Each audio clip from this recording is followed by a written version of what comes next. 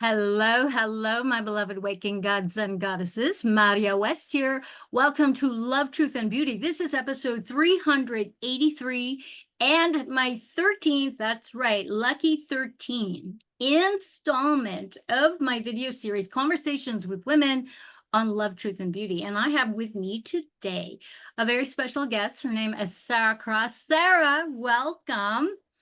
How Hi, goes thank it? you. How goes it, sweetheart? Pretty good. Just things are normal, so you can't complain about that. Yeah, for sure, for sure. Well, welcome. I'm so happy that you're here because you have an amazing story. You have an amazing story that starts early on with your diagnoses at it's 6 months, correct? With cystic fibrosis. Um, I would love to hear your story about that.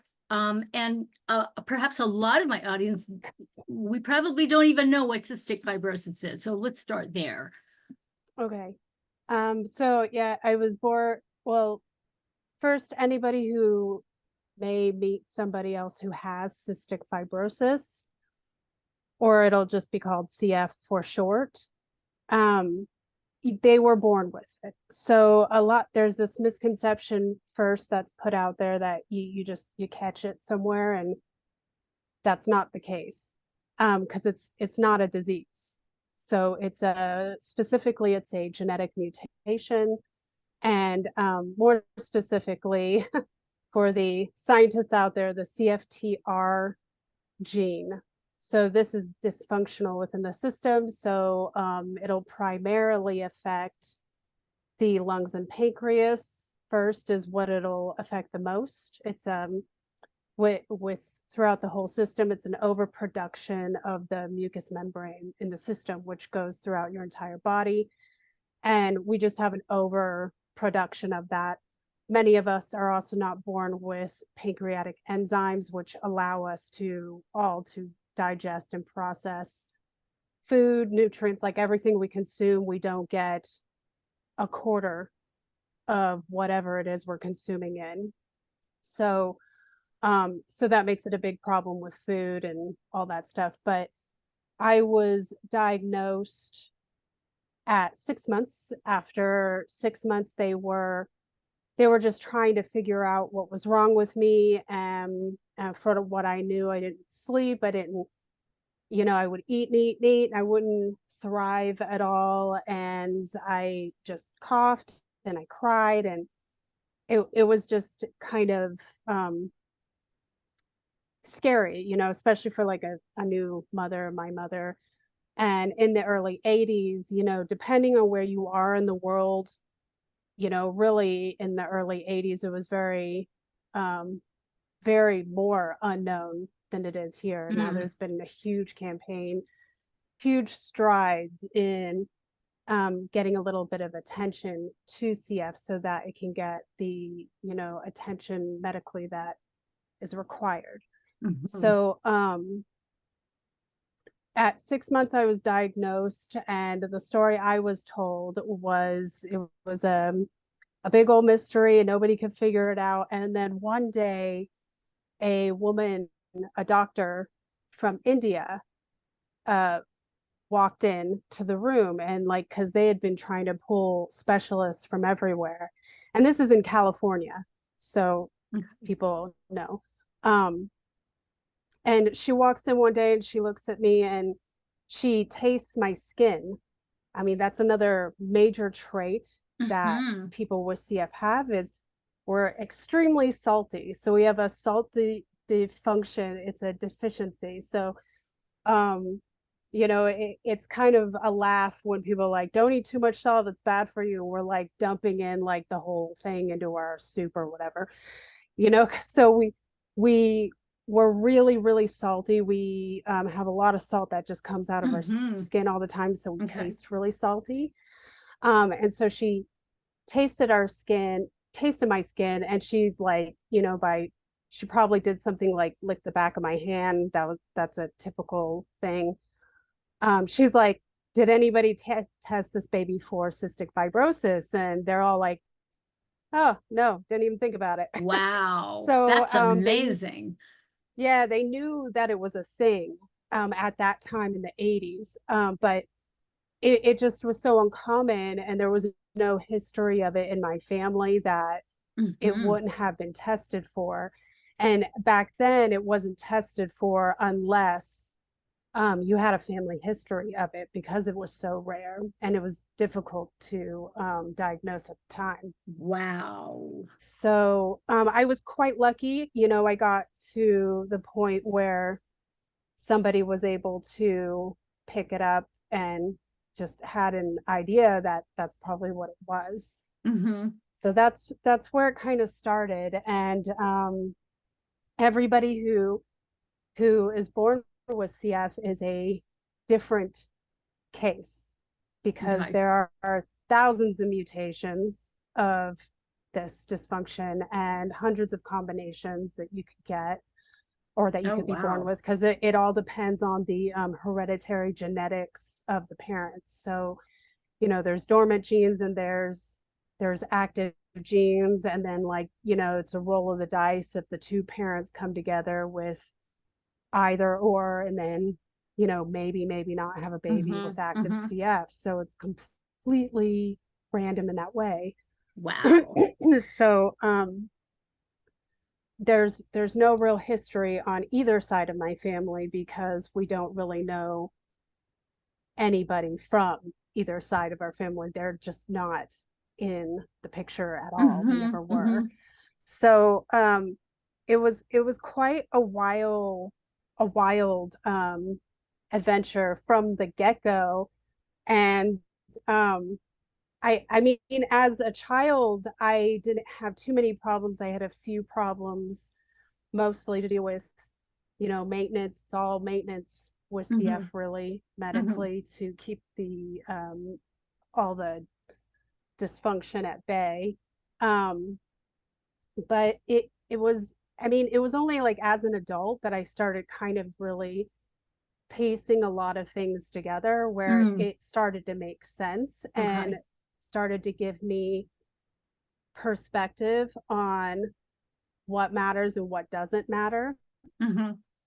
For instance, I had quite a lot of anger in me as a kid. I was a loner. I was an introvert. I was, um, really, I was not a cool kid. I was part of the loser crowd because I'm weird and look weird, and I'm pale, and fall asleep in class, and I miss a lot of class, and it just you fall into the misfit group when you're Yes. that kind. I mean, it's like people are cruel too. It's like they can smell the oddity Yeah. that Yeah. you are. Like, so Yeah.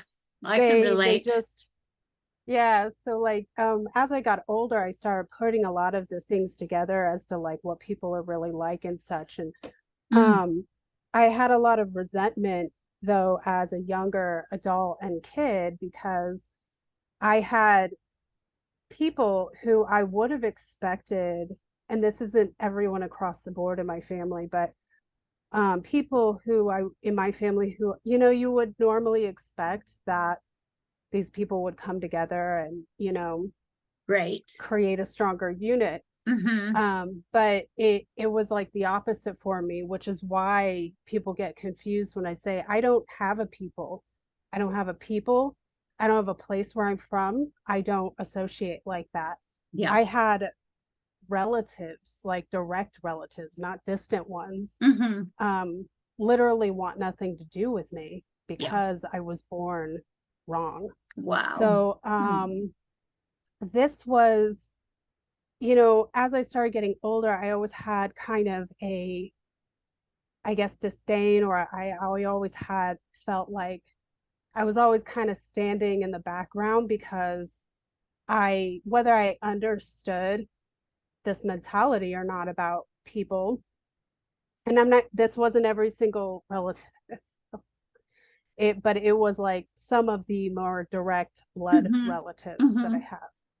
And whether you really understand the mentality of where other people are coming from, you feel that energy Yeah. Oh, regardless. And yeah.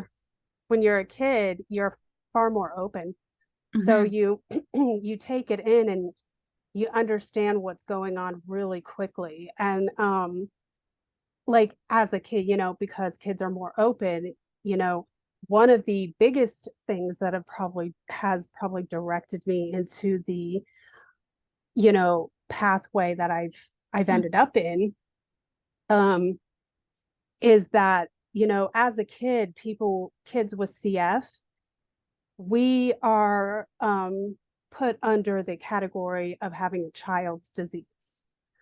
So one of the stigmas with that is that if you have something that is considered a child's disease, it stays with you for life, whether you Yes. remain a child or not with the disease, Yeah.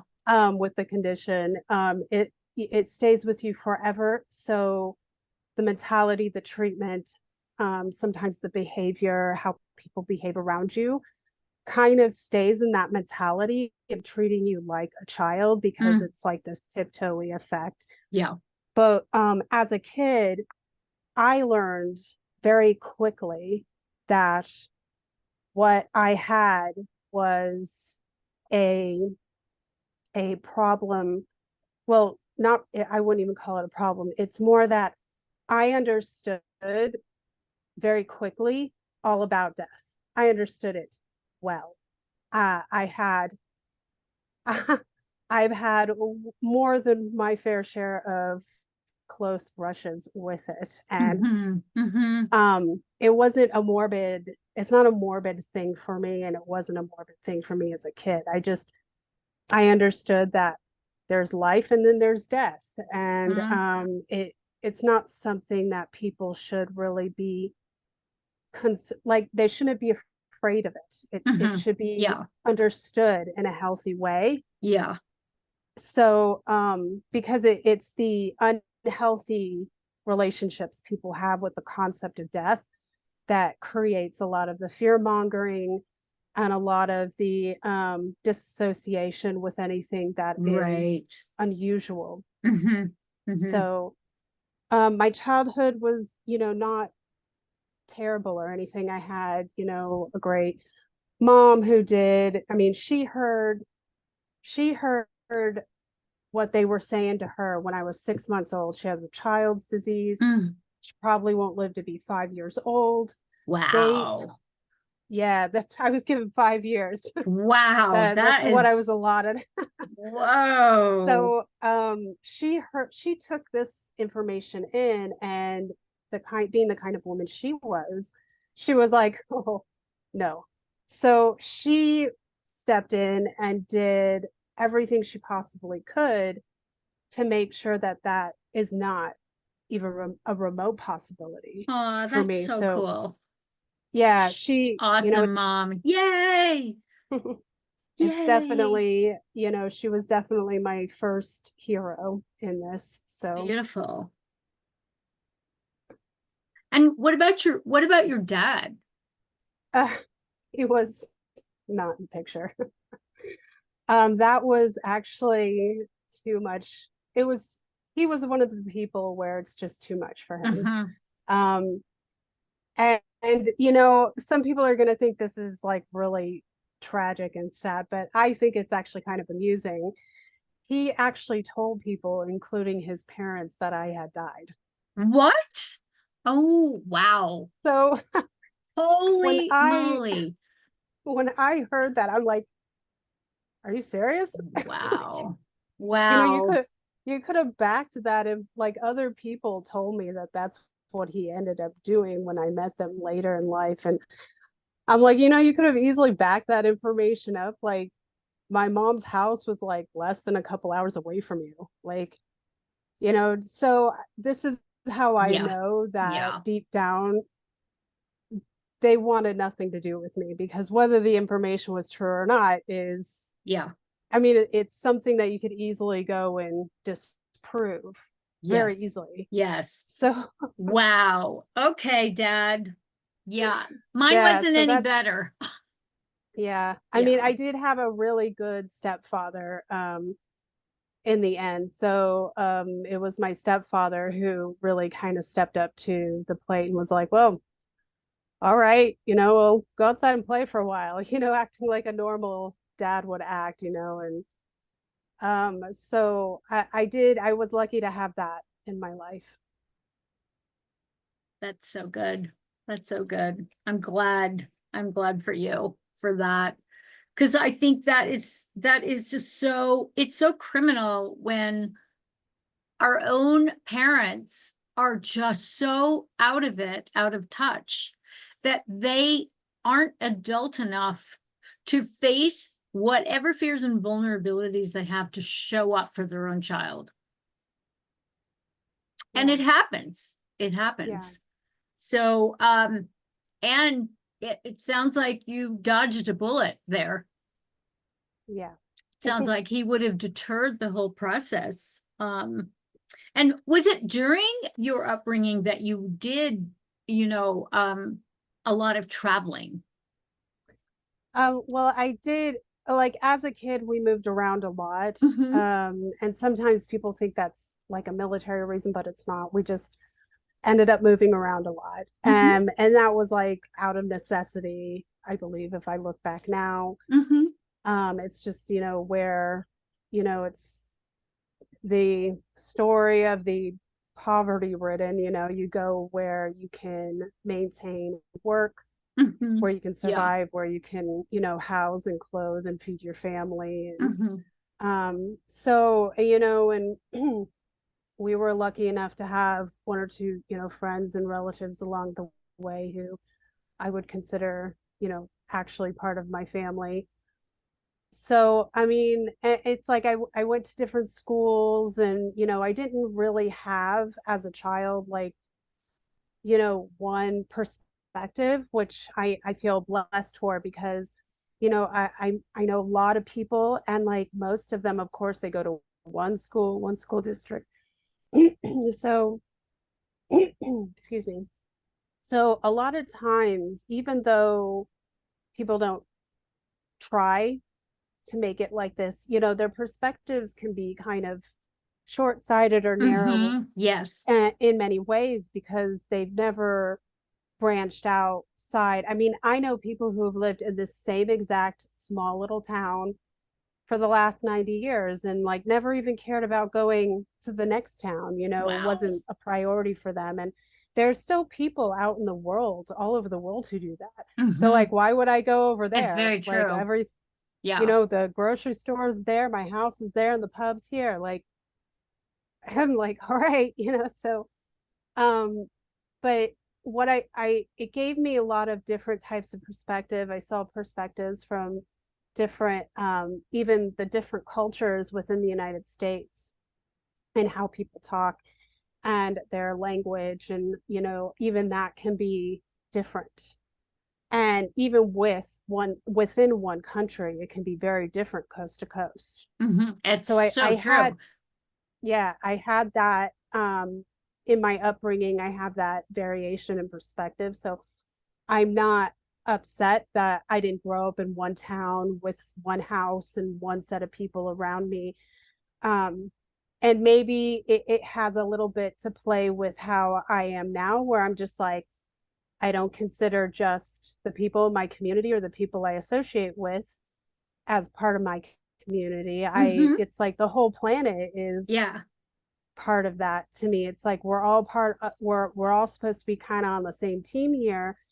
And, our culture and language, and, specific belief systems or whatever, these things are details about us. They're just they're details that are added on to the individual Mm-hmm. that's operating here. And but the main thing is that we're all human beings, and we're all parts of spirit or Yeah. source, or whatever I people want to agree. call it. I So agree.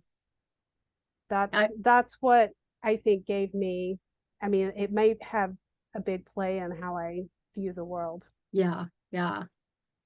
That's so cool. And on top of that, wherever you are, wherever we are, I think we're each contributing to the energetic gridding of the planet, the physical Yeah. planet. Wherever we are, wherever we visit, I think we each do personalized grid work in anchoring the divine spirit energies that we're meant to be embodying. And Yeah. especially during the last 5 years of existence, with all the crazy shit going on.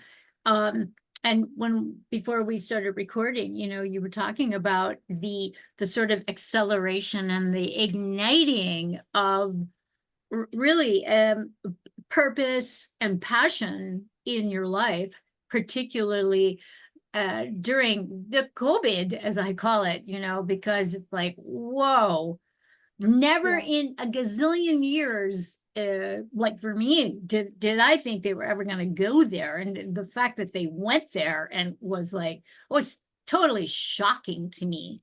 So let's hear your journey during this Yeah. time.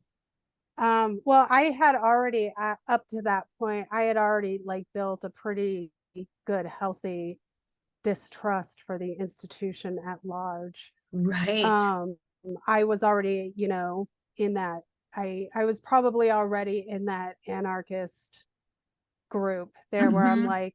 like you can't, like I would question everything. I mean, I was the most annoying patient. All right. People knew, like the doctor's like, okay, what? And like, here's my list of questions. I roll out a scroll. They're like, I need these answers before, Good. Good. you know, I was like, I built this like habit already of being very picky with what was going to happen, and would I encourage everybody to be like Oh that, yeah, lay you down the have to law with, advocate for yourself.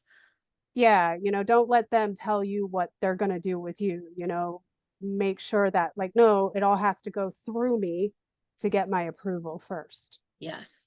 So I've always been kind of an advocate for that, being that I have CF. So, and being that it doesn't get really as much attention or funding as it should, you kind of have to be a little bit loud and annoying about it. So I was already kind of in that habit of being like that. So, but when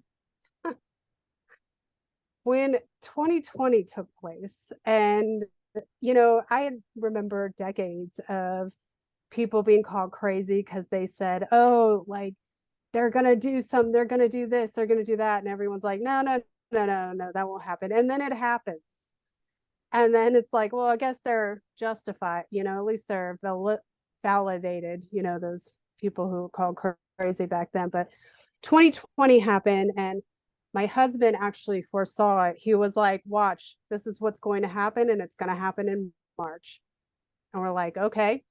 So it happened, and it happened in March of 2020 was like the big reveal when it really officially came out.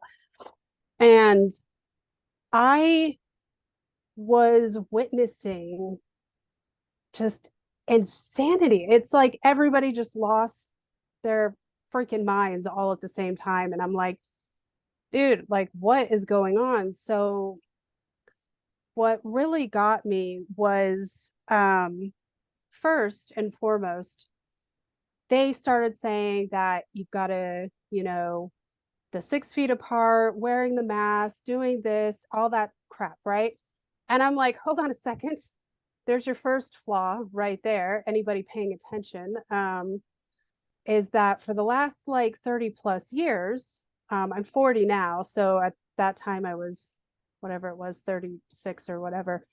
Um, at that time I had 30 plus years of specialists, not just CF doctors or pulmonologists, but specialists, infectious disease specialists, like surgeons, people who dealt very closely with the chronic patients who have conditions like myself, tell me the exact opposite of what these people in the news were telling me about wearing a mask and how viruses work and how disease works. And I'm like, no, no, no.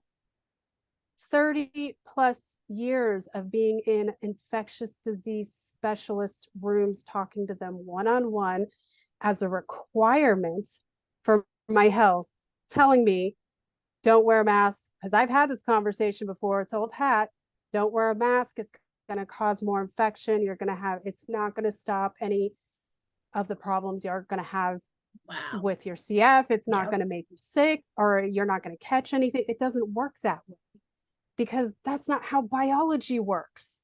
It's just not. Like, sorry to all the people out there who want to think I'm wrong, but it's not how it works. Mm-hmm. I'm not a doctor, but that doesn't stop me from reading all the medical books I want, which everybody can do. Yeah. Go to your Yeah, public it's all library. right there. PubMed, it's great. It's Yeah, you awesome. can download any of them. Any of the books that doctors and any doctor reads in Mm-hmm. college, you can get online or Yeah. your public library. Yeah. I guarantee it. So I that had always been kind of a bit of a hobby for me anyway, is looking into that, because I required that for my own health and to Mm-hmm. understand my own. So that was the first clue that I got when this was happening, was that this one specific detail that I knew was absolutely incorrect was being told to people to do this. Mm-hmm. And I was just like, no, we're not doing that. And then I had my doctors. Now, I was in Ireland at the time. So keep in mind, Ireland is a socialist country. Like, they think they're democratic, but they're a socialist No, they country, are. They So are. they're under the thumb of the crown. If Yes. they were Yes. really being honest, unfortunately. So I had already established even a network in Ireland. I was a community activist already. I did a lot of very active things. I was an advocate with the cystic fibrosis community, and I did this for years. And people knew me. They knew me. They understood me. They knew exactly where I stood. And as soon as 2020 hit in March, I was patient zero. And what really got me Wow. all worked up Holy was when shit.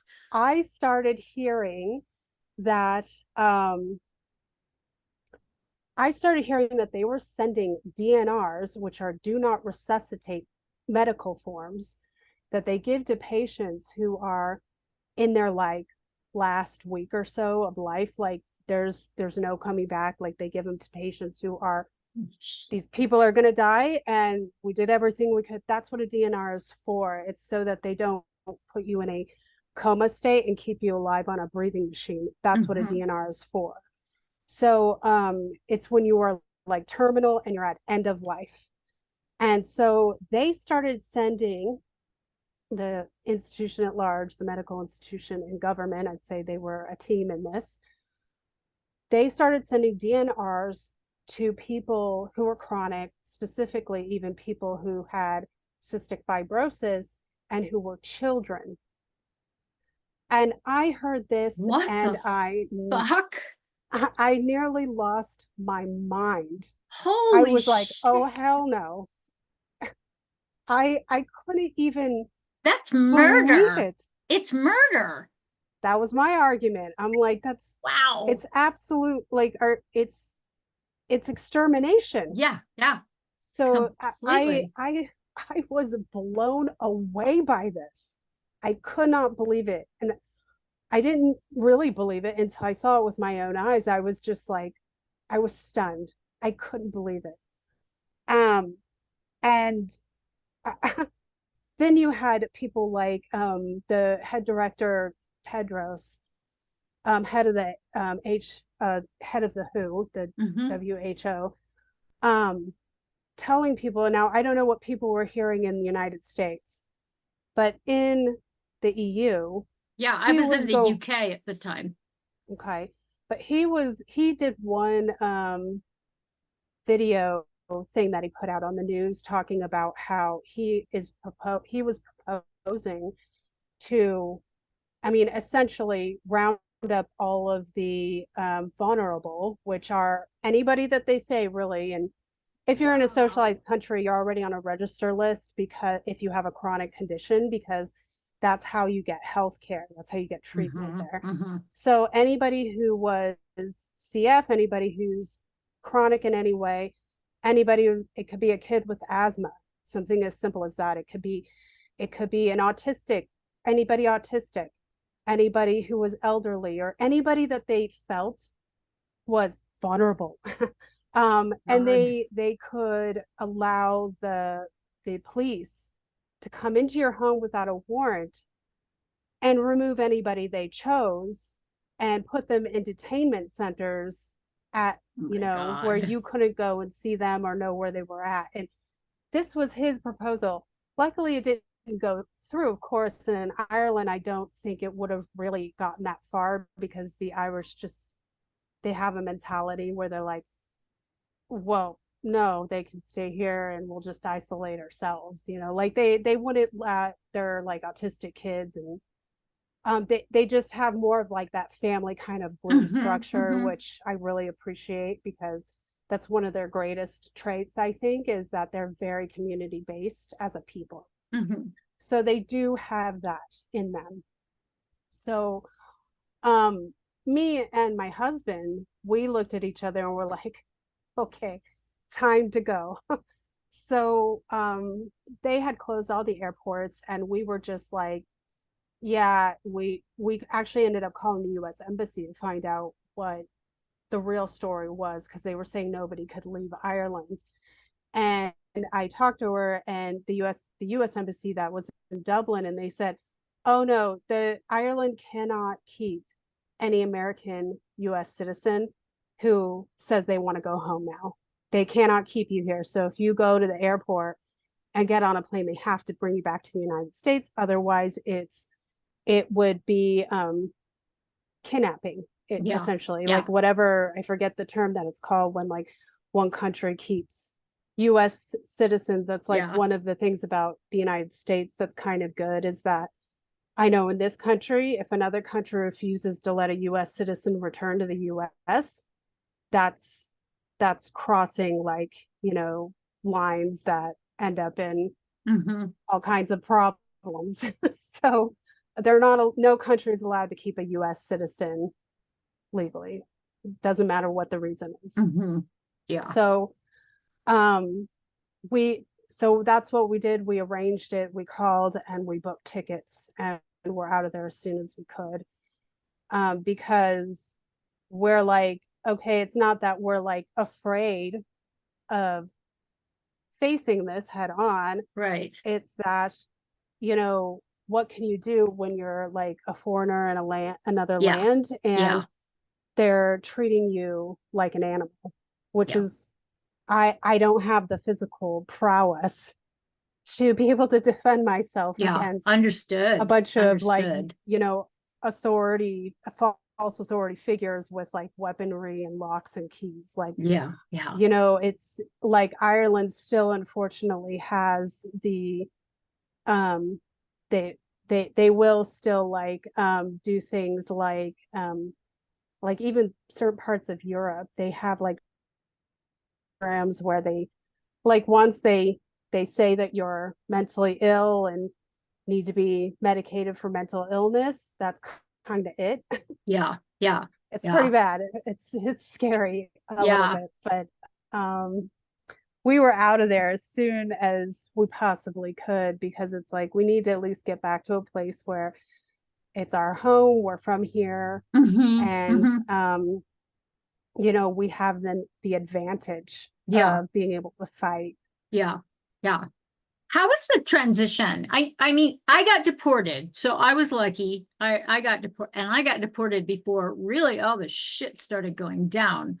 So it's like, to me, they knew it was going down, and they were just trying to like mitigate circumstances as cleanly and as efficiently as possible. So when you got back and everything was going on here, what were you witnessing? It was still a lot of the same kind of, you know, madness. I would call it madness, but Hmm. it's really just ignorance, based Yes. on not necessarily that people are just like the individuals like stupid and doesn't know things, but on a large scale, generally people don't understand basic stuff, Hmm. like basic biology, They don't understand basic science because it was Mm-hmm. boring in school or whatever. They think that this stuff isn't important, and because people they're not in a practice of, knowing their history or knowing how basic stuff, even the basics work. All you really need is the fundamentals, the basics of anything, and then you can kind of work from there. You don't have to be an expert in something. Basics will do, Yes. and I had already lived through my life with people not knowing the basics of anything. So I was pretty used to it. I was used to people like just displaying complete nonsense or ignorance at me. And I'm just like, all right. Um, but when like the first order of action was to get back to a place where we could defend ourselves in any way that we possibly could.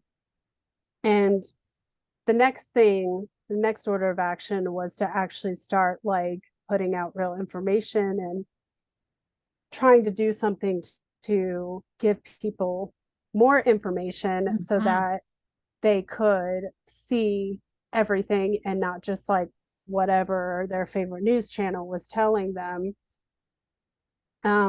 So like it really got me, like I had to sit on it for a little bit and really think about how it was I could affect anything. I'm very used to being like I'm very capable of working out in the community with people Mm-hmm. one Mm-hmm. on one. That's what I'm better at, I think, or at least I'm more practiced in it. So I'm like, I wasn't really thinking that I could do that online or anything, Mm-hmm. which is what people seem to be doing. So, um, but I just kind of started. I started with just writing, and I wrote about what I knew. I wrote about the history I researched because if you don't know your history, then you're doomed to repeat it and not know anything. So And true. so that's why history is important to know the context, the background, Yes. and it's what you know got me starting with just actually writing things out and putting it out there and be like, look, this is the information, and some of it is based off of my own experience, and um it's all based off of history really, but and what I could find as facts, I would mention, this is the fact, this is our history, this is how it actually happened. um and if it was something that was a personal experience, I tried to make sure people know that this is a personal experience, and this is how this personal experience got me to this point A to this point B. Yes. And I have Yes. a lot of experiences like that, and I didn't even realize how often that happened throughout my whole life until I was like more like the last few years when I was Mm-hmm. really thinking about it. And I'm like, it's all kind of just been this like ticking uphill battle, Mm-hmm. level one, level two kind of Right, thing of right. actually getting a clue. Lifting the veils and going higher as Yeah. the veils, as things get de-occulted, as they Yeah. get revealed. I mean, it's pretty amazing. And the connecting the dots, seeing the relationships of all these things that are revealed and are making themselves clearly, clearly known. You can't ignore them. Yeah. Yeah. And that's how it kind of was for me. And I didn't realize that all those experiences led me to being who I am now. Like, I didn't have some kind of like crazy, like, aha, spiritual awakening moment where I'm like, oh, now I get it. I'm not a fool anymore. It was like this progression of like, age this happened, age that, Mm-hmm. this Mm-hmm. happened, and so on and so forth. And then I realized certain things that happened to me, there's no other really explanation. And I also realized that it's people have to kind of come in between into the middle ground here and go, Yes. because there's two camps that people like to sit in. It's the 100% institutional faith system, belief Hmm. system, like 100%, it's all material, it's all physical. And then the other camp is the 100% spiritual camp, where it's like everything is spiritual, everything is nature, everything is, and both of these things are kind of true. They both have Yes. truth in them, but the middle is where you want to be between those two things, because where, nature does, and, spiritual health is vitally important, and nature does have really all the answers, I would say. The institutional authority is just like a corrupted state of what man's intervention is. Hmm. So the what I would call the institution, that's the corruption there. Like, Hmm. Hmm. really, it should be man's intervention, not institution. Yes. So that is where the problem is that little part there. And because man's intervention is just as much a key ingredient as it is to understanding and incorporating nature and Yeah. spiritual health, That is is a like, brilliant way to put it. yeah, Absolutely. I realized it had to be both, and you can't just sit on one side of the fence Hmm. or the other. Yeah. And I know so many people who are like that, and they don't know how to um, put the pieces together in a way that Yeah. I operates agree. correctly. And I mean, man's intervention is just as natural as anything else in nature. Yeah. We're part of God, we're part of spirit, we're part of that nature. So, like, what comes out of us is a creative, artistic force of that. We're the physical representation of that. Hmm. So, and it's because of man's intervention, like you have, like, for instance, the only reason why anybody understands that cystic fibrosis is its own specific thing is because there was one woman who named Dr. Dorothy Anderson, um, who I believe it was like, I want to say the 60s, but I'd have to look it up. But she was the one who discovered this is not TB. This is not, it's not a pancreas disease. It's not a cancer. It's not anything else, because CF was misdiagnosed a lot for Hmm. consumption and Hmm. TB. She was like, this is a completely different thing.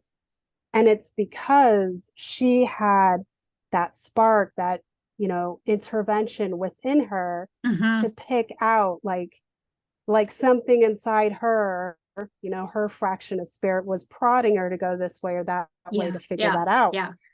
So this stuff is important, for people to consider, I think. I mean, and I've had a couple of really big um, things that happened to me even before I really got, jaded Hmm. from the institution at large, Yeah. and Yeah.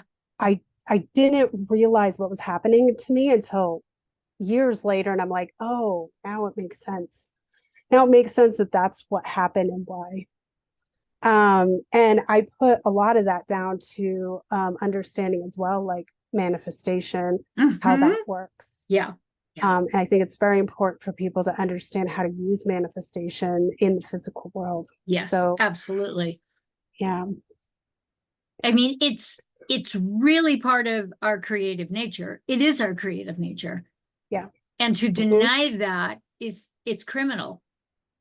And it's yeah, unfortunate that the institutions, the institutionalized world matrix, and I think that's what surprised me the most during the pandemic, is that it seemed to me, what I observed, the people who were, decorated, seemingly reasonable, rational thinkers who knew science, etc., they were the ones that fell for it even more so, which was like, it was so bizarre to me.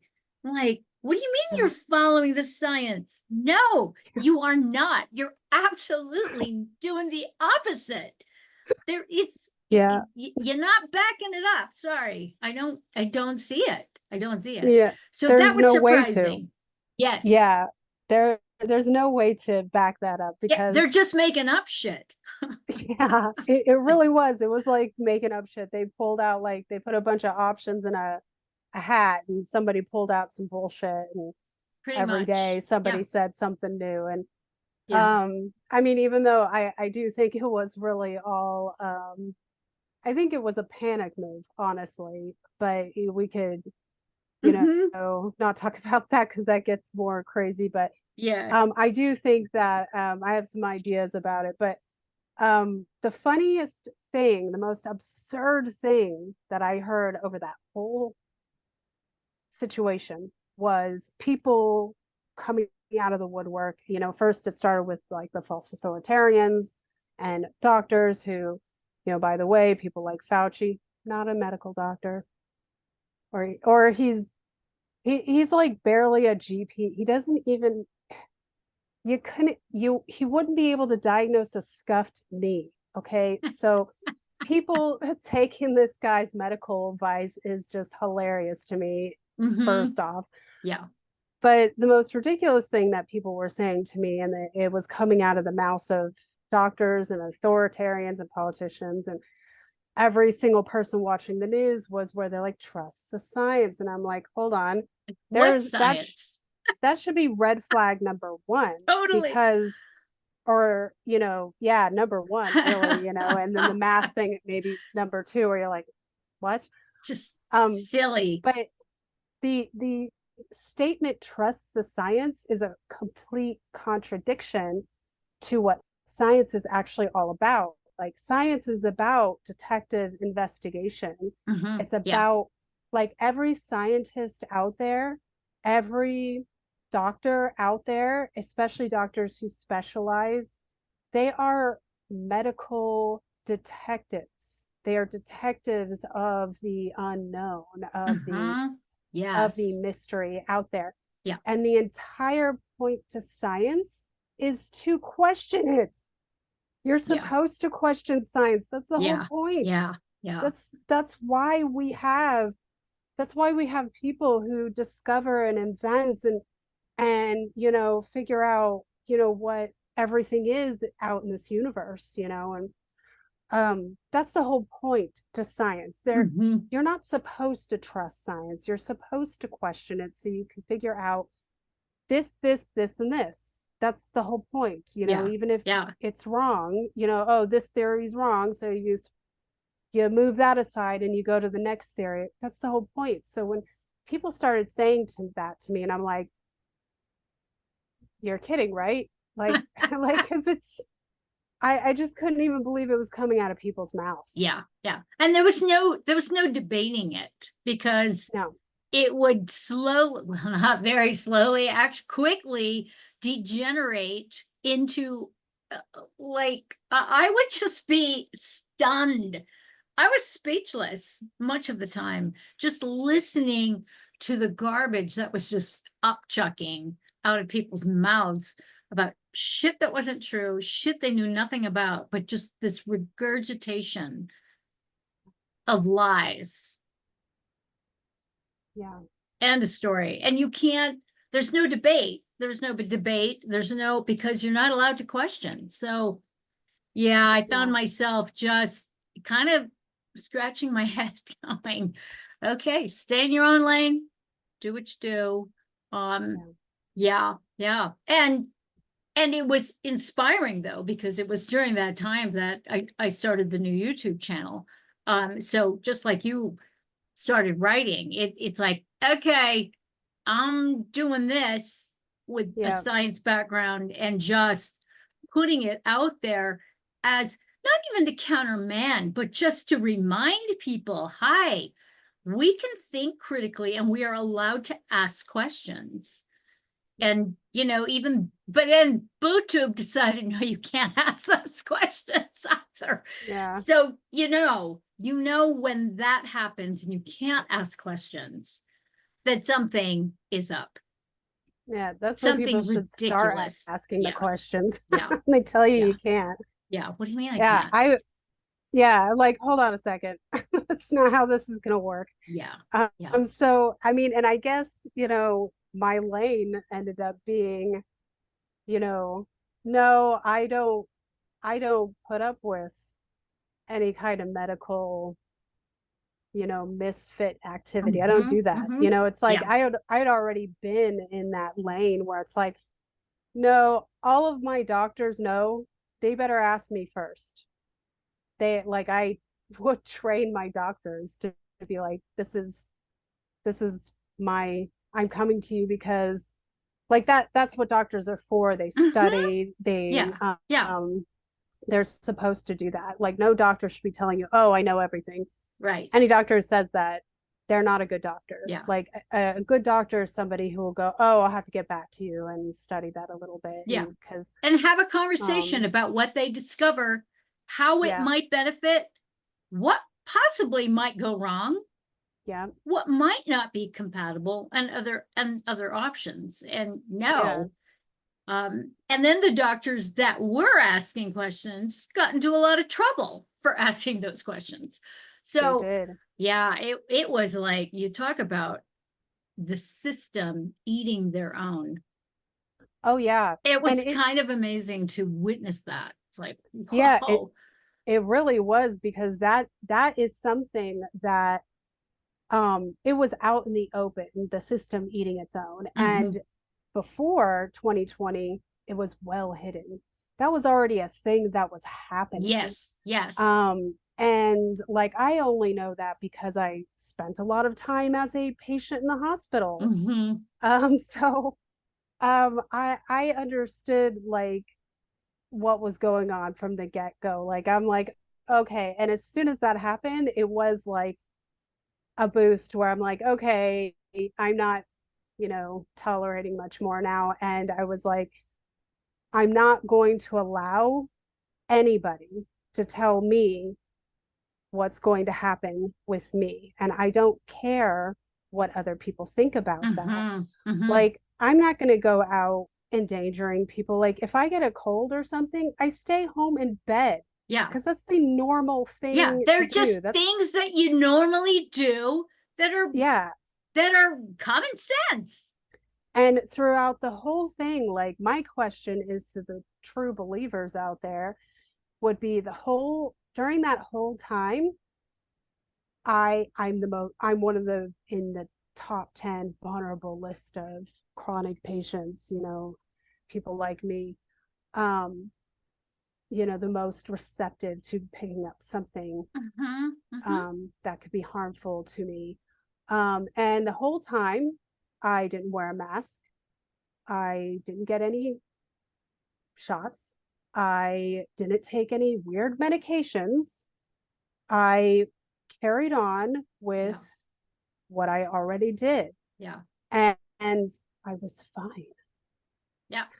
Me And as I didn't well. necessarily, and I went out in public. I did my grocery shopping. I went and I saw friends and I talked to people and like because I knew that, you can't go around living your life living in fear of potential death Yeah. because Yeah.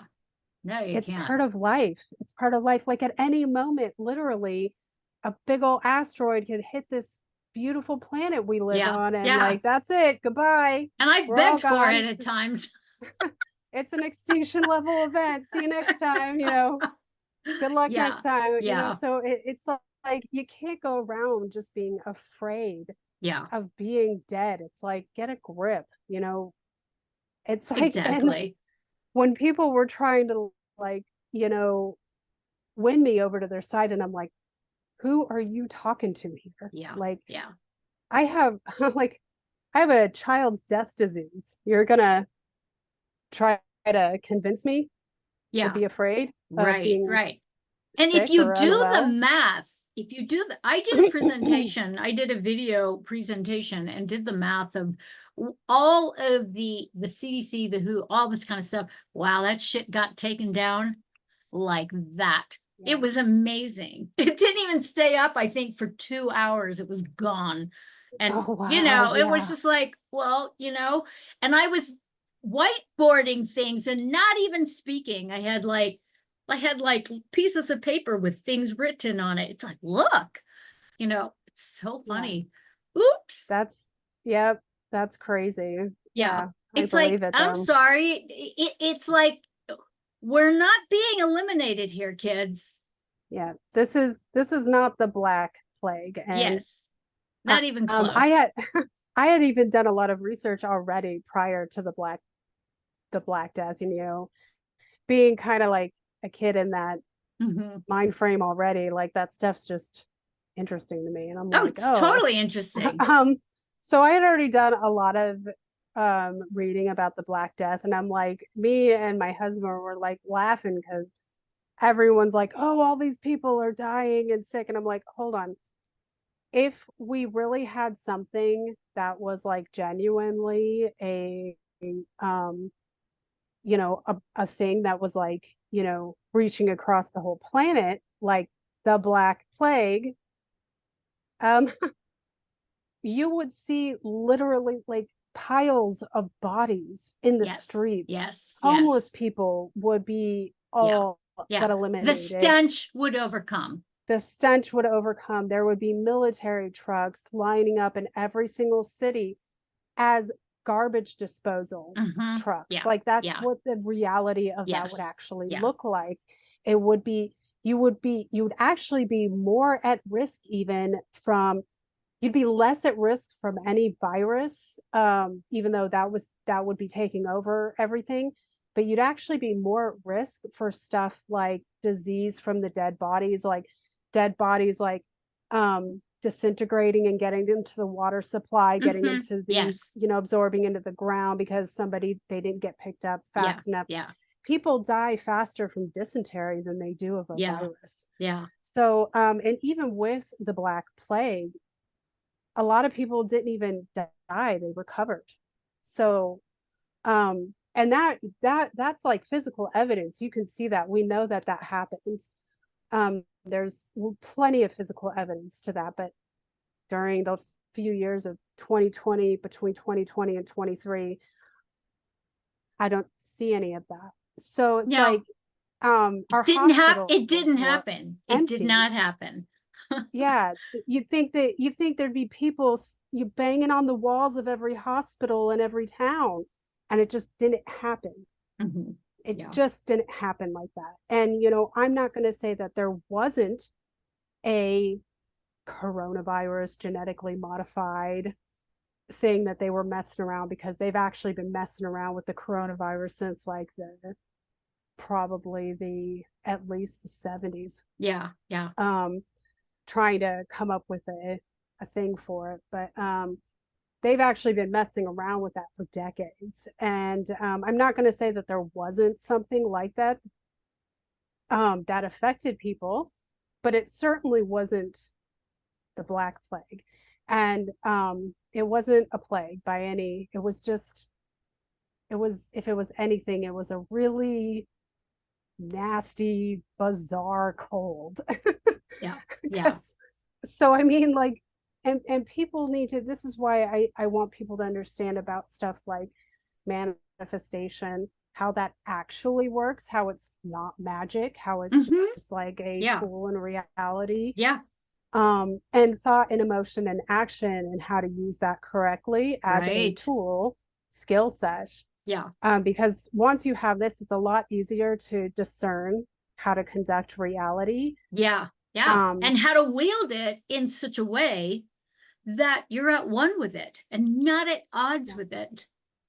yeah, and not at odds with like every single person in your community and your family. I And agree. I you agree. know I, I also learned through my growth process that I had to understand that we're all individuals, as far as we're all the same part of the same one, I think, the same mind.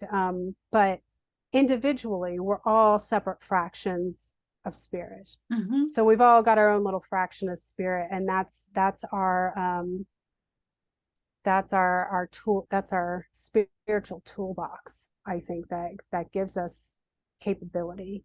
And I had to learn how to use thought and emotion and action. I had to Mm-hmm. learn how to really see the world clearly and understand that as individuals, we're all in different places Mm-hmm. and growth processes. And, you know, where I can look at people in my community and I can have conversations with people who are full on true believers.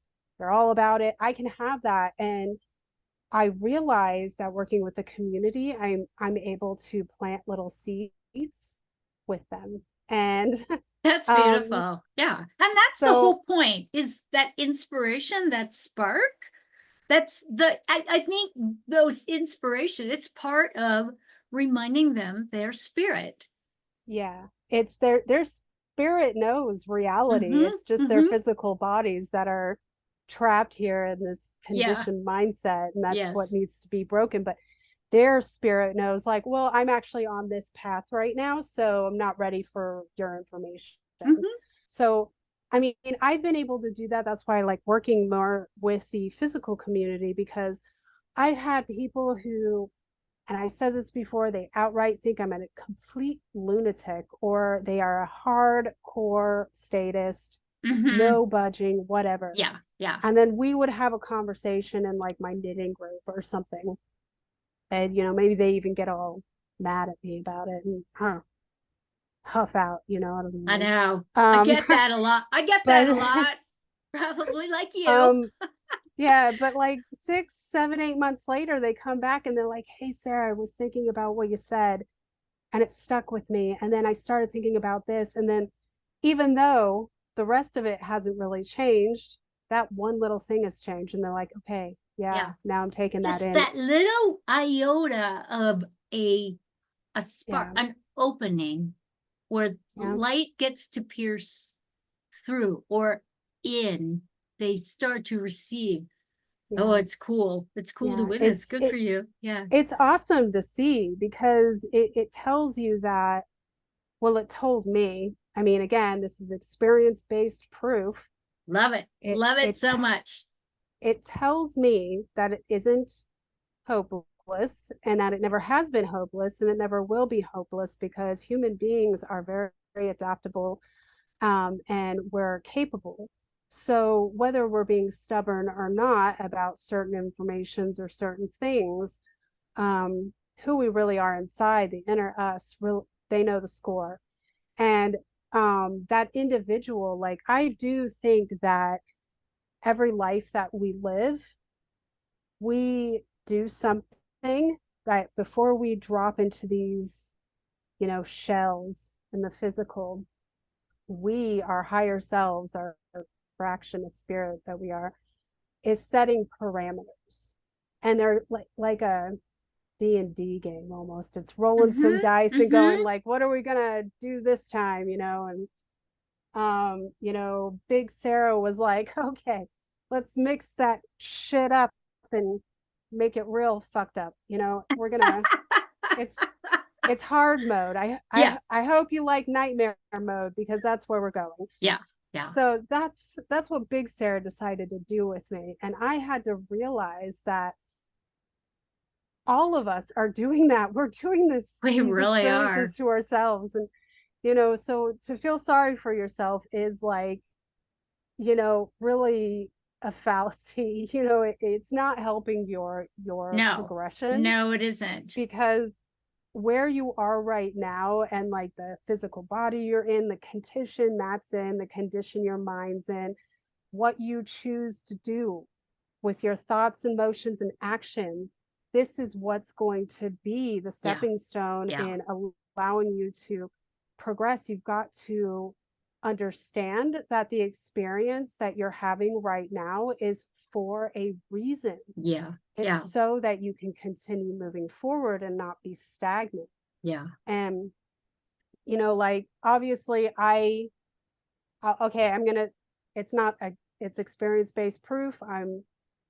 I personally know that reincarnation is absolutely real.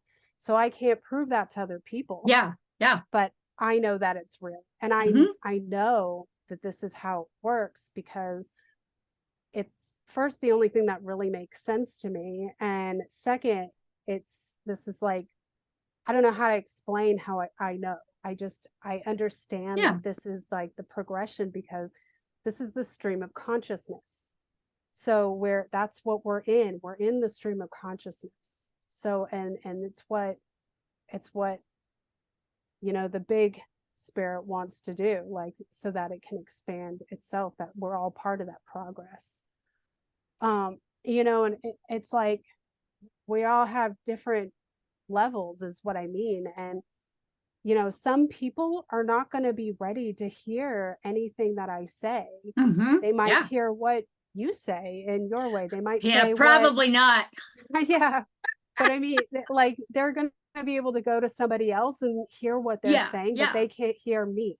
Yeah. Yeah. And it's because they are not ready to be in that Mhm. position Yeah. yet. Yeah. And it's not something we can't force people Yeah. to comply to how we feel. Yeah. Yeah. Well, and there's tremendous responsibility, self-responsibility in the journey that you've been on and the journey that I've been on. And a lot of people don't want it. They want to abdicate their sovereignty, their authority to somebody else, some outside force, have another government mommy and daddy take care of all that kind of stuff as if, and it's like, okie dokie, that's what I say to people, because I'm not going to argue with them. I'm not here to convince, um, Yeah. but that's what I like about the inspiration. It just takes just one little iota of a spark to change things up,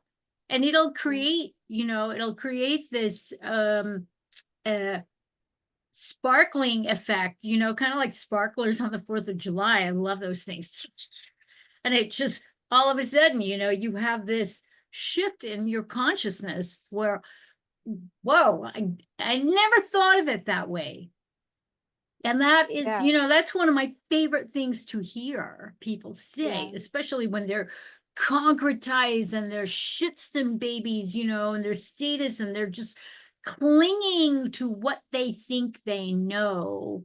And then all of a sudden they hear stuff, It's Yeah. one of the reasons why I do what I do. And I love to have these conversations because, I don't have a lot of the answers, and a lot of my delivery doesn't work for people. So, people that I invite, you all have your own thing, and it just takes just a little spark for someone out there who's in a whole heap of trouble within their own container or with their own spirit, or they feel stuck and they can get unstuck, or they can Yeah. see, oh, wow, that is gold. And, Yeah. I've seen it time and time and time again, you know. So It I love takes that. it takes us going out there and being with the people in our community, whether we agree with every Mhm. single little Yeah, detail, like all yeah, that stuff is it's just an add-on. It's not yeah, really yeah. important so much. And like um I think it's good to have like a community even online, and using the internet for like a resource and getting information out there Mhm. is awesome, and it should be you know um continued. But the work is Yes. out there in the world, Yeah, and like with yeah. your neighbor, it's with the people in your community, because that's how you really make change. Mhm. That's how you affect Yeah. things. And using our thought, emotion, and action, which is the most important part, Mhm. and in Mhm. that order, I found that that's very doable. Yeah. It's not magic. It's like what normal people would Yeah. do, Yeah. if they weren't being distracted Yeah. by well, this says or that says, or you're this or you're that, throwing accusations around each other, and just um being generally like Yeah. disharmonized. Yes. Yeah. It's just that doesn't help anything. And it's No. like, okay, I understand that you think all of these things, and okay, let's fine, let's put that aside for a minute. But do you like, what's your stance on morality and ethics? Yeah. Yeah. Because for me, that's all that matters. I don't care about all the other crap. I Yeah. really don't. Me It's like, neither. I only care about, are you a good person or are you a bad person? Do Yeah. you understand what morality is as an objective truth, or do you understand what ethical behavior is, which Hmm. in my opinion, morality and ethics, they go hand in hand. They surely do. And people forget ethics. Yeah. They get confused between the difference between morality and ethics. And there is a difference, and you have to know the difference. And you also have to know that you have to use them both and not just take out one or the other because Yeah. of what other, you can't ignore the other or Yeah. forget the other. You know what I mean? So, Yeah.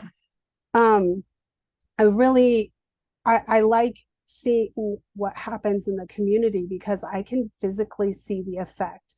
It's one thing to get a bunch of likes and views and all that other Yeah. crap, All that stuff. but to be sitting next to a human being, no matter the age, and see that light in them, just because you can tell as soon as something goes, the light bulb goes up on whatever it is, you can Hmm. see the light, Yeah. their eyes change. And it's amazing, it's beautiful. And because you can see who they really are. Yeah. And that's what I enjoy about that kind of work. And I mean, I did try at first, like before I started really doing videos, I did write a book and I tried to put it out that way. It wasn't, I don't think it's very popular because it's not super kind to the institution at large. But it's um, it really just has a lot of history for people to Tell us the consider. title. It's got a So, fantastic title. addicted to being alive. I, beautiful. I love that title. That is an amazing title. I thought about it one day when I was thinking about all the craziness, and I was just like, dude, like one day it just kind of occurred to me. It's like I knew it was like a fear-based response what was happening with the general public. Hmm. And it was all fear-based because what people really are afraid of, like deep down, if you like dig through all the nonsense, you know, even people who are like afraid of heights or afraid of spiders or afraid of this, that, or the other thing. These are all like the fears. Even that stuff is really based in the fear Hmm. of suffering and pain and death. Hmm. Hmm. And that's what really people are afraid of, is these things. And because people don't, they're not educated in a healthy way about life and death. Hmm. Yeah. So I knew that it was like, it was such a fear that people were going to do anything to be alive, no matter the consequences, Yeah. which sounds Yeah. like a contradiction in its own right. So then that's what gave me the name, was people are just addicted to being alive, and they've forgotten how important the cycle of life is, how important the Hmm. stream of consciousness is on the larger scale. Yeah. Yeah. Yeah. That's Brilliant. where I got that. I love it. I love it. And we're gonna have all of Sarah's information in the show notes below, and you can connect. So what are you up to? What are you up to? I know you've got a new podcast that's coming up on Revolution Radio, one of my favorite spots, with some of our good friends who are hosts and hostesses there. So let's hear about it. Let's hear about what you're up to. Well, I do. Well, it's going to be two main things now. It's going to Hmm. be, I've been doing for like the last like 8 months or so a thing called the Girls Club, where we put out topics once a month of just stuff we want to talk about. Hmm. And that's been going really well. And then recently the opportunity came up to take a spot on Revolution Radio. And Yay. I I never even really thought about doing that. Like radio was never something I thought a lot about, Mhm. besides listening to it. But then um, it just kind of worked out that way. And like, I think we both know Crip Rick. Adore Um, Kritrick. I just yeah, adore him. He's a good guy, he's good friend. Yeah, he's solid. really great. And he kind of directed me that way. And it kind of worked out. And I was like, not really knowing what to expect. Um, so I am going to be starting on August 7th. Okay.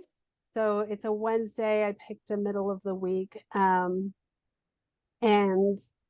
it's I believe 2 p.m. It's only for an hour, 2 p.m. on East Coast and Mhm. 11 a.m. Okay. on Pacific. So, and it's just going to be talking about what I usually talk about, which will be history.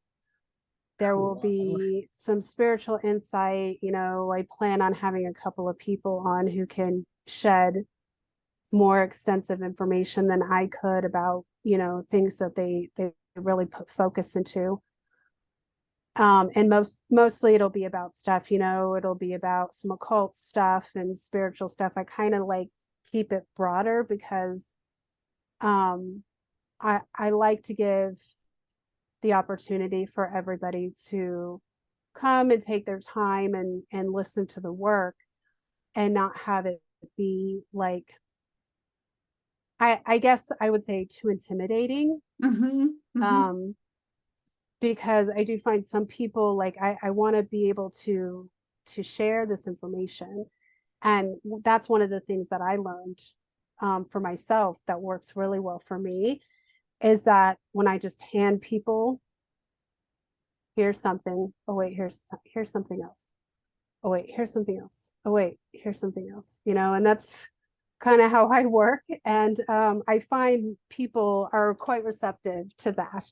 Cool. Um, and really, I do a lot of that, you know, through my knitting class, even. And we talk about everything in my knitting class. It's not like a little old lady knitting group. It's, well, what are we going to talk about today? You know, who's got the gin? So it's that kind of mentality. Cool. Um, so that's how I end up, you know, giving a lot of this information out is with people in my knitting groups that I create. It's not just learning how to knit or whatever, but the radio is going to be interesting, and I'm kind of excited about it, and I'm working on that. And the girls club is a great group of ladies, and that started because I just put out a call out on Facebook and was like, okay, specifically women who would be interested in doing some kind of ladies group, you know, Mhm. and we pick a topic and we discuss that. And it could be anything that we particularly want to talk about. It doesn't have to be anything occultish or natural law, like it could be, but it doesn't have to be. Mhm. Um, Things because I wanted to put in that element, that balance of, you know, in the realm of people doing something, you know, Mhm. especially online, the majority of that is represented masculine.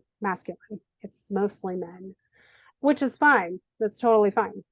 But there's not a lot. I find it difficult to believe that, you know, men can understand fully women and women can fully understand men. We've got this balance within us of the masculine and feminine, of course, but that's a different aspect. Like Yes. the masculine, feminine inside is within, and it's us either way. It's the individual either way.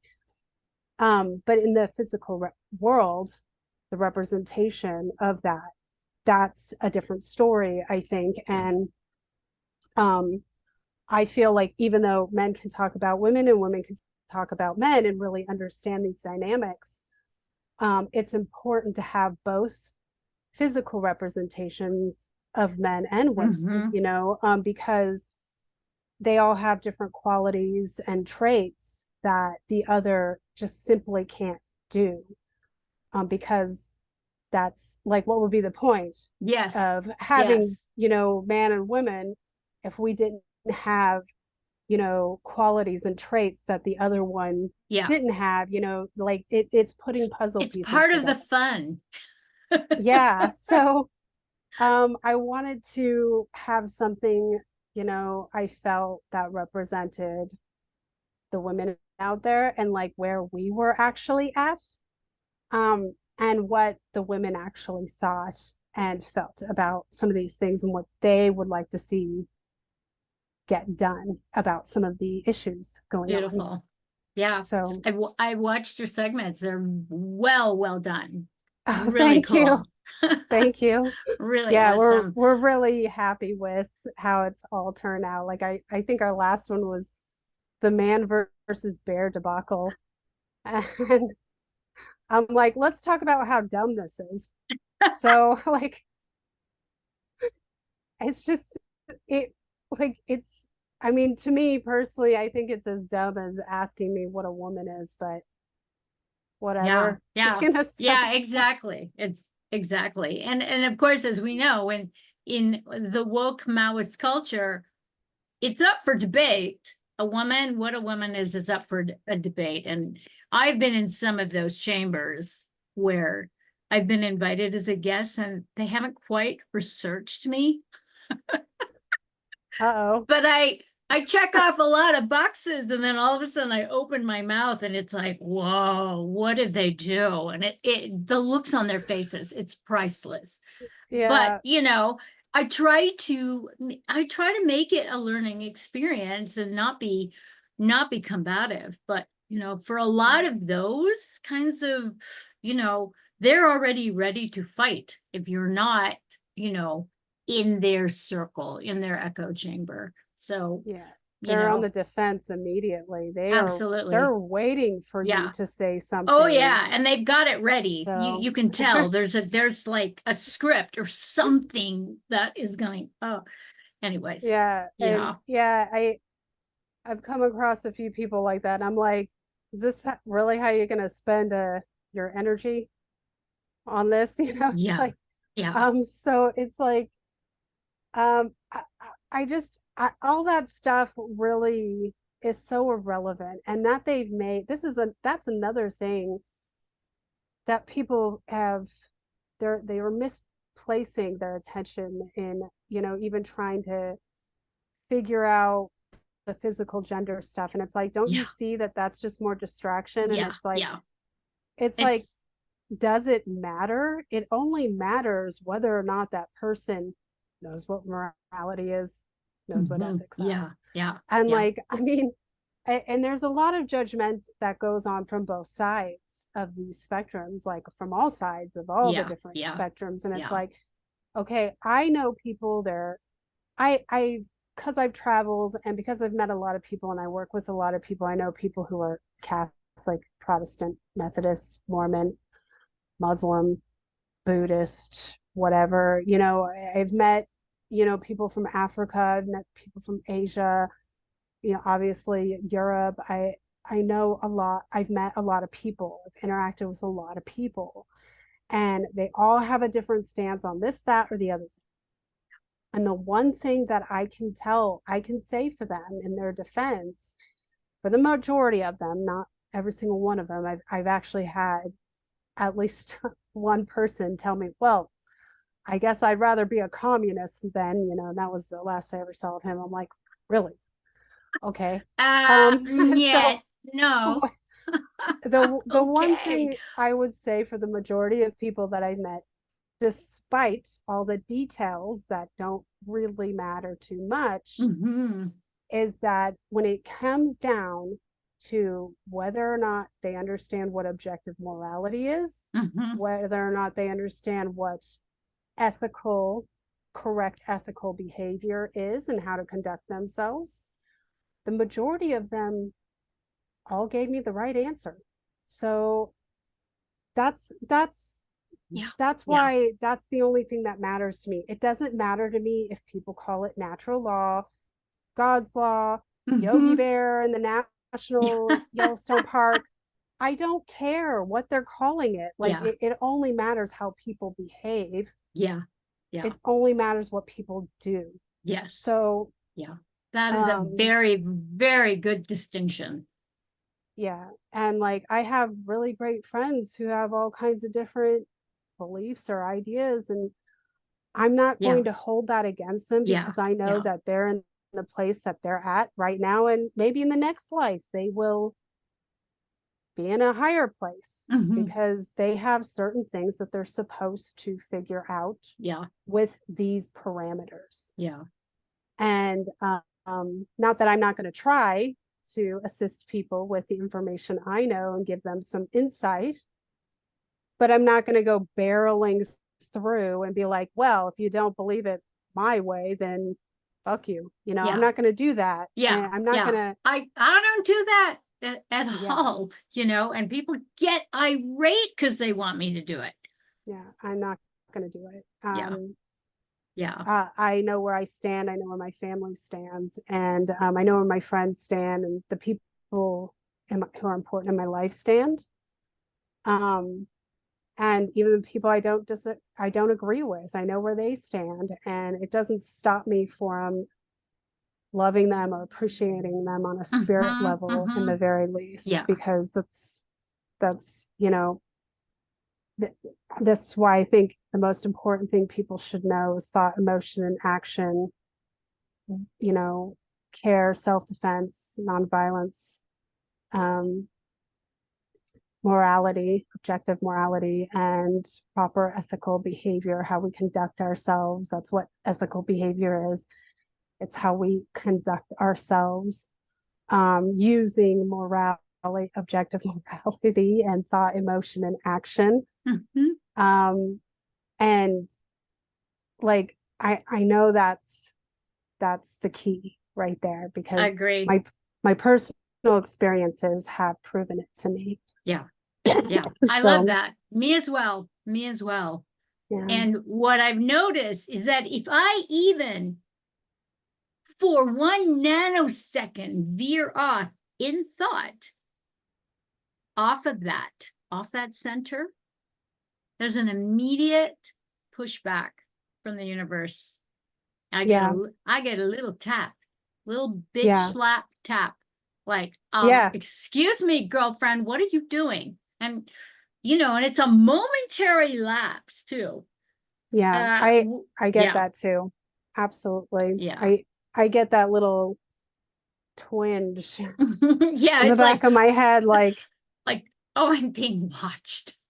yeah, it's like that's the decision you want to go with, huh? Okay. Okie dokie. So Yeah. I get that kind of reaction. And that's why I like as well. I don't know if you use like the tarot much. Yes, I Yeah. do. I use mostly Um, the runes. the So runes. yes. Like I'm more familiar with just the tarot deck, Mm-hmm. and I get a lot of shit for that sometimes because people say crazy things to me. But I use it, I learned how to use it as like the book that it is, and reading it like a book and Mm-hmm. understanding that it's the way I kind of have a connection with it is not really typical. I don't think I feel like it's really just a connection to yourself, and it allows you to have kind of a stronger connection to your inner self, your fraction of spirit, your Mm-hmm. big you. Mm-hmm. And you're Yeah. really just talking to yourself. You're not, it's not an open door. So I like using the tarot because it kind of helps me detect information. Like I already know the answer, but sometimes it will help to be like, okay, yeah, my big self is saying, yeah, you had this right, but no, this shit's fucked up. So look at that a little bit more clearly. Yeah. And that's how I use it. And Hmm. I find it really useful as a tool Yeah. Yeah. to be able to really connect to the big Cool. because it's, yeah. So I don't know if other people use it like that.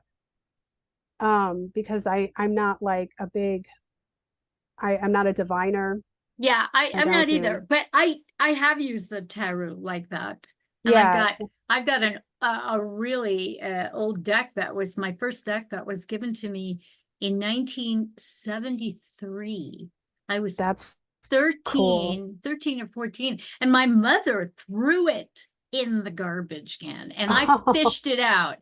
I fished it out in the middle of the night, and it's a beautiful deck. It's called the Hoi Polloi, and it's a take on the Rider Waite deck, and it's beautiful. And so when I'm deeply, if I don't have my runes with me, I have that with me all the time.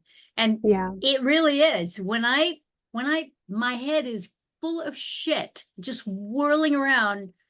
Yeah, it's yeah, powerful. It's really, really powerful because it just sets things right. Back to center. yeah. Boing. It it's like a clarification, like, and I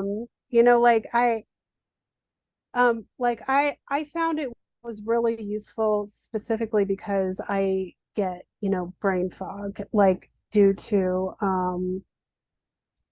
pharmaceutical medication. Mm-hmm. And this is a real thing, like it's what bogs a lot of people down from actually Mm-hmm. like Mm-hmm. doing something is this brain fog that pharmaceuticals, it's a physical thing that happens to Mm-hmm. people. Mm-hmm. So I have years of that in my history already. So Mm-hmm. I found that understanding what tarot cards were, that really did help me in like figuring out a lot of Cool. like things and Yeah. like coming out of that fog. I don't know if it really is relevant to what we're talking about, but It, it um it it is because I don't get brain fog per se, but I get a lot of input. I hold a lot of um, space for a lot of very troubled people who are endeavoring to find their true north, their true pathway, as mhm, survivors of trauma-based mind control, or SRA.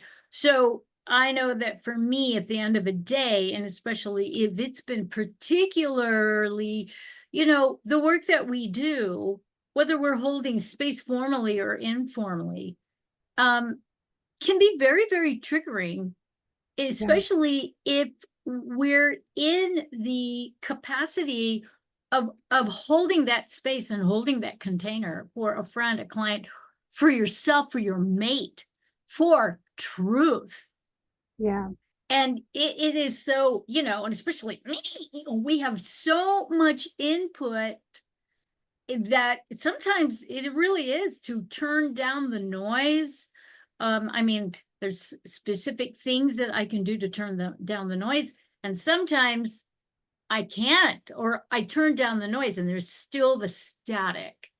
And yeah, I listen to my intuition. My intuition will go, okay. And I'm usually looking at them, boy, boy, do it, do it, do it. Because yeah, these are archetypally indicators, aspects, fragments of us.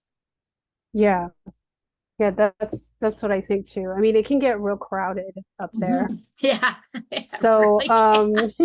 Good you just point. like it is like that. That's a good way to explain that. It's like you got a bunch of people chattering at you. I Hmm. mean, and maybe they're all even pieces of you. Hmm. And Yeah. you just got to be like, okay, I need y'all to just shut up for a second so I can really look at this from a clear perspective. Yes. Yes. Um, so I do that from time to time, and it really does help me see things. And it's not like a predictive thing, it's not about telling the future. It's, Yes. and people have some really like bad ideas about stuff like tarot because you've got like Hollywood and TV and like society really, if somebody talks about tarot, they immediately go to like a carnival gaff. And it's like, Yes, or it's it's it's entertainment. entertainment. Yeah. Yeah, I don't really, yeah, I don't And relate to that. yeah, and people are like, oh, or it's just a card game. It doesn't mean anything. I'm like, well, if it was a card game, wouldn't, Toys R Us be putting it on the same shelf with the Ouija board? Um, so that's like one of the things that people don't think about. Like tarot's not put into toy stores because can you imagine if you gave a genuine, like a good tarot deck that actually like the Rider Waite deck, which I Yeah. find to be like one of the cleanest decks, Mm-hmm, to mm-hmm. like a 5-year-old who was Oh my like open goodness. and really picking things up? Yeah, Give yeah, a deck to a 5-year-old and see what they do with it. yeah. Because I tell you, you won't find a tarot deck in a toy store, but you will find a Ouija board. It's And odd, people, isn't it? It's odd. it's a contradiction. And it's Mm-hmm. because they know tarot will give us that opportunity to really like understand reality and understand who we really are, where Ouija boards are open doors and they will maybe mess up your life. I mean, I personally am Yeah, not a huge fan of them, not whether no matter what not people think either. of them, but And we Ouija fucked about boards, with them. We fucked about with yeah. them as kids, Hmm. to our detriment. I mean, it was not a good thing. I Yeah, and went I would running, say it's, I went running out of my neighbor's house, never to yeah, return. I I was no I would fool. say that, yeah, that's good. You're like, I'm gone, Yeah, bye. while the getting's good. But they are always to people's detriment.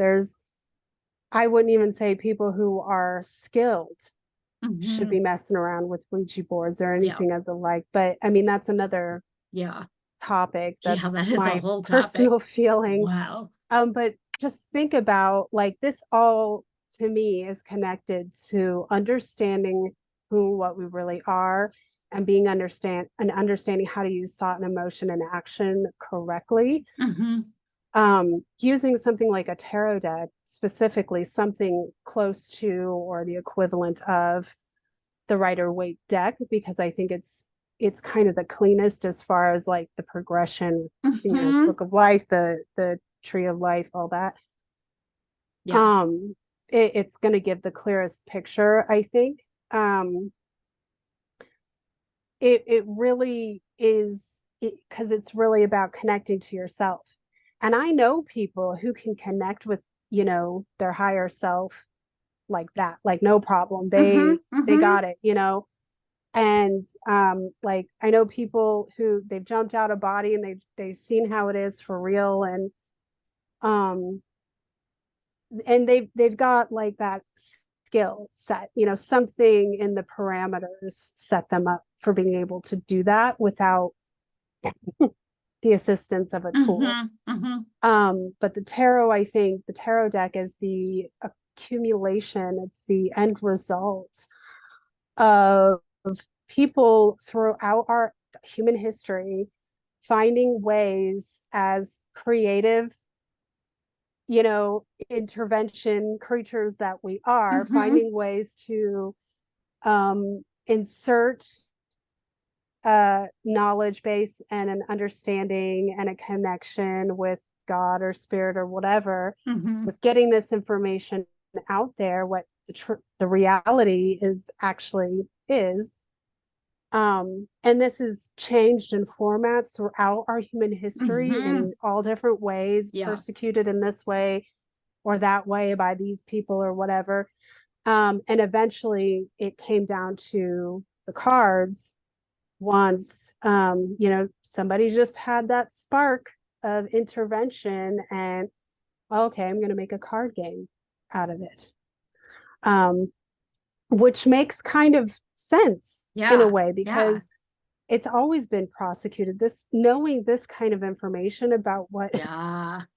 about what the book of life can teach us, Hmm. this is Hmm. dangerous information. Yeah. Yeah, it is. So Especially the controllers do not want this information out.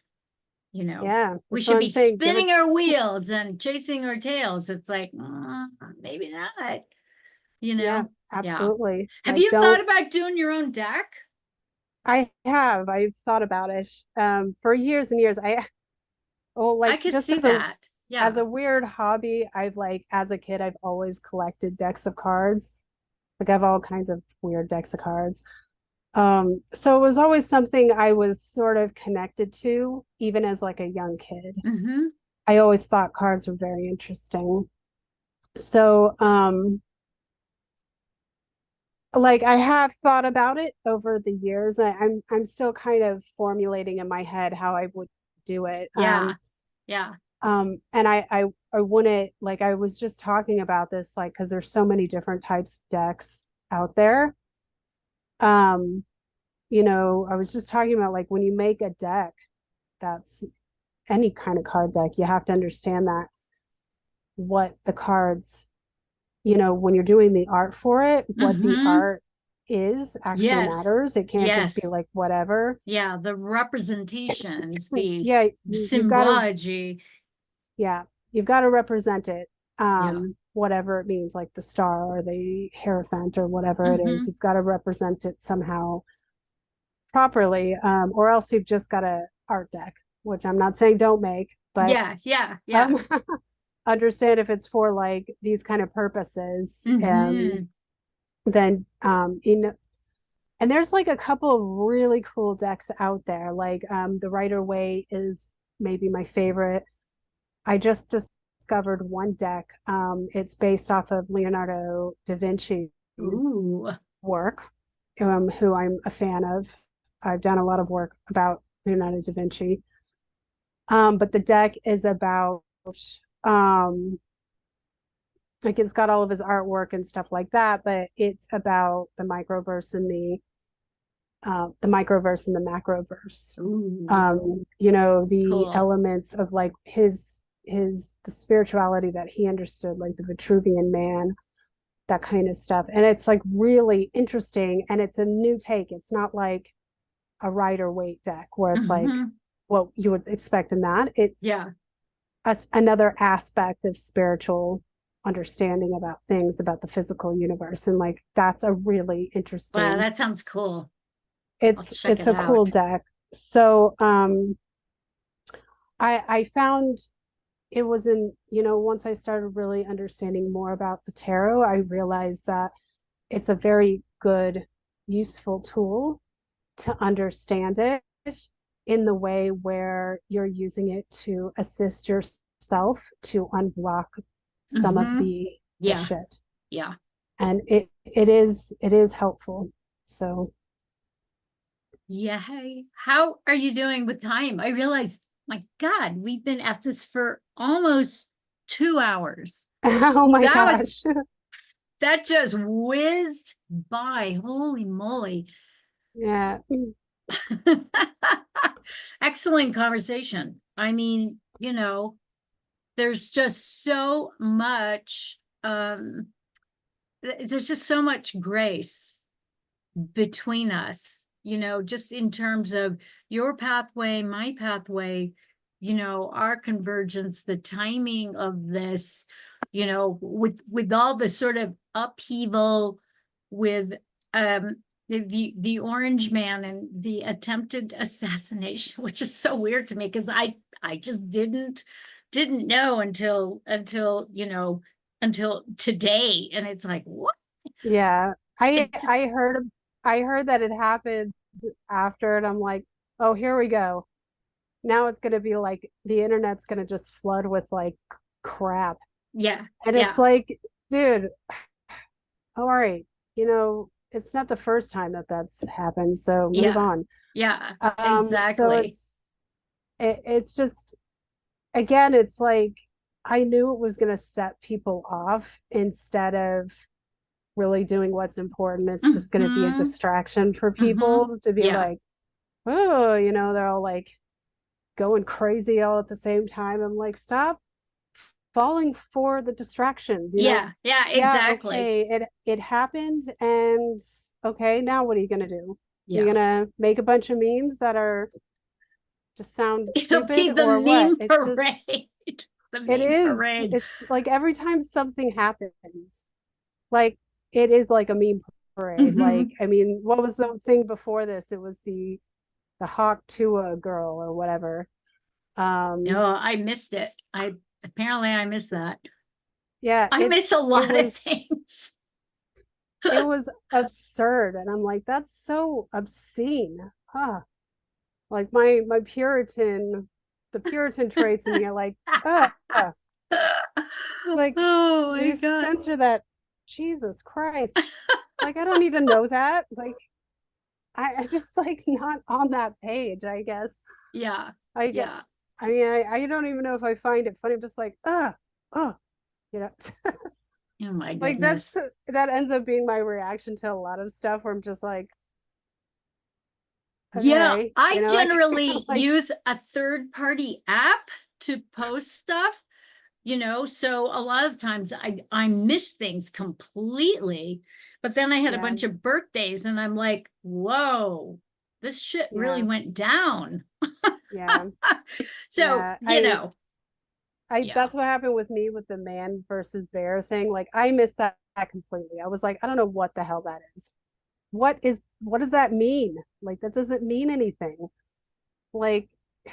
like Yeah. even no context. Like, what does that mean? Yeah. All of a sudden, I just started seeing memes with, bears eating women or women hugging bears. I'm like, no, I don't get it. Like, what is this? And then I saw a clip like weeks later. I'm like, oh, it's a stupid thing.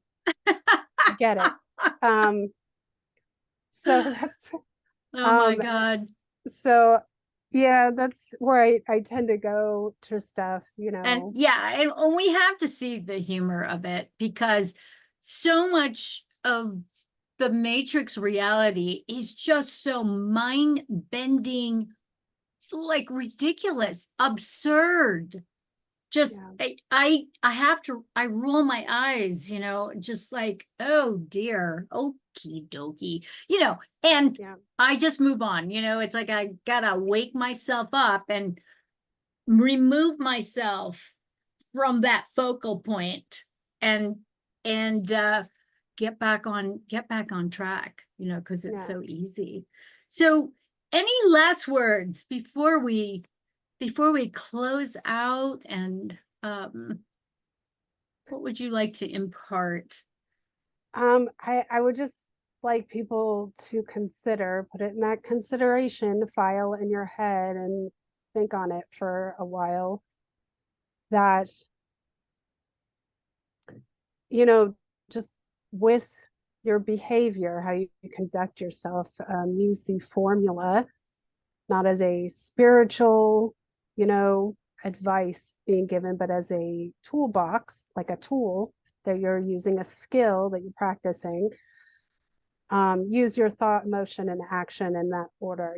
Think before you feel, and you know, think and feel before you do anything, so you can really like get things done correctly and efficiently. And you're gonna be happy that you did that. And instead of living in this mindset that, because things can get really dark and negative really Mhm. quickly, I would, like people to, you know, manifest in a healthier way and start thinking about, I mean, I really want to tell people to start building a healthy conceptual relationship with life and death as a whole Mm. unit.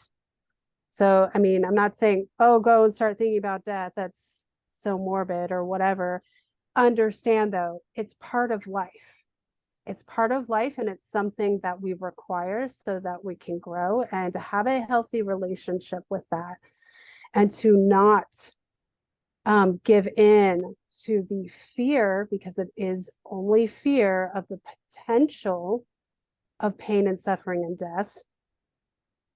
you know Mm. Overcome that, because we are capable of that. We're capable of great things. And even if we even if a big old asteroid hit this beautiful planet of ours, an extinction level event. You know, it was nice knowing y'all. See you next time, you know, when we come back around on this planet or another planet or whatever. You know, it's just, life doesn't end, you know. Yes. It doesn't end. So Beautiful, Sarah. Thank you so much for your time and your consideration and for sharing your story, your wisdom, and your direct experiences. I know that everyone who is tuning in is going to just receive just so much from you. So thank you so much. And we'll have all your information in the show notes below. And all right, my loves, that is it for today. So until next time, here is to love, truth, and beauty. Mwah! Bye-bye for now, darlings. Yay! All right, where's our button here? There we go.